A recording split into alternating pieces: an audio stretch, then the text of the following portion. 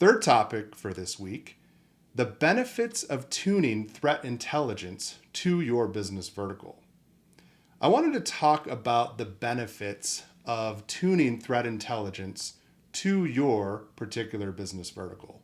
But to really hit home with the topic, I decided to focus on our critical national infrastructure, or CNI. You often hear me talk about healthcare, but I figured I would spread the love a little bit with this episode. Not to mention the fact that compromised CNI could cause a debilitating impact on our security, economy, public health, and safety. So, why is CNI a prime target? And critical national infrastructure sites are increasingly targeted by some of the world's most advanced and persistent threat actors. But why? Because these targets include everything from communication networks and transportation systems to energy grids and water utilities. So these sectors are integral to our daily lives and national security, making them high profile targets for motivated adversaries. And successful attacks on CNI can demonstrate adversary infiltration as well as digital superiority, creating a significant impact on public trust and national stability. However, these sectors are becoming more vulnerable due to ongoing digital transformation efforts.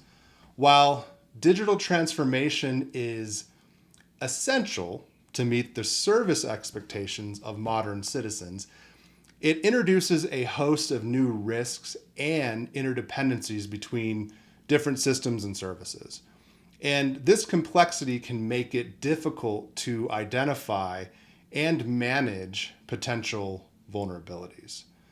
Now, there's some real world examples of CNI threats. So let's consider two recent stories that highlight these vulnerabilities. So first, I think it was the Wall Street Journal reported concerns about undersea cables, pretty crucial for global internet traffic, being vulnerable to espionage from Chinese repair ships. And these cables, owned by major digital service providers like Google and Meta, rely on third-party maintenance specialists, some of whom have foreign ownership, which raises concerns about potential tampering. Another example is the series of attacks on rural U.S. water systems. And these are attributed to threat actors backed by Russia and Iran. And these incidents illustrate the broad range of CNI sectors at risk and the global nature of the threat. So, adding to these concerns, state-sponsored Chinese hacker group, I'm not going to say their name, infiltrated CNI networks across multiple sectors, including communications, energy, transportation, and water systems. So this infiltration went undetected for more than 5 years, shifting from typical intelligence gathering to potentially preparing for major infrastructure attacks. Now, the impact of cyber attacks on CNI can cause widespread disruption with serious consequences for citizens and the economy. For instance, an attack on a power grid or water supply can disrupt essential services, endangering lives and eroding public confidence. And economically, such interruptions can lead to substantial financial losses as well as supply chain disruptions. Equally important is the impact on national security and the country's reputation. even if an infiltration is eventually discovered, the fact that it happened and remained undetected for so long can undermine trust in the affected sectors and suggest adversely digital superiority. Now, challenges in protecting CNI. Protecting CNI is really challenging for several reasons. One major issue is legacy technology integration. Physical infrastructure like water, gas, and electricity networks existed long before the digital age. And as technology networks were mapped onto these infrastructures, many now rely on aging industrial control systems, as well as supervisory control and data acquisition systems. Efforts to link these with modern cloud-based controls and IoT monitoring, they've introduced new vulnerabilities.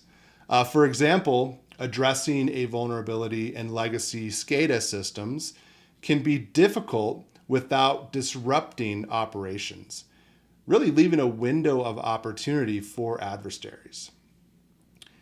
To protect CNI effectively, it's crucial to understand